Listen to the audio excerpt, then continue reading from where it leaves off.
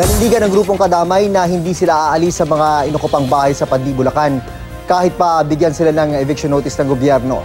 May ulat on the spot si Jamie Santos. Jamie.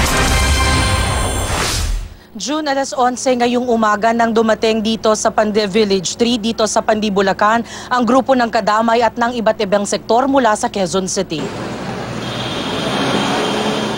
Maagang nagsagawa ng programa ang grupo ng Kadamay sa tanggapan ng National Housing Authority sa Quezon City. Matapos nito, sabay-sabay silang tumulak patungo sa pabahay dito sa Pandi, Bulacan. Bitbit ang kanilang mga placards, naninindigan ng grupo na di sila aalis, di nila lilisani ng mga inukupang bahay sa mga pabahay dito sa Pandi, Bulacan. Giit ni Kadamay National Chairperson Bea Arellano, handa raw silang lumaban at idepensa ang kanilang karapatan na okupahin ang mga nakatiwangwang na bahay sakaling puwersahan silang paalisin doon. Kinuha lang naman daw nila ang para sa Maranatang Tagalungsod.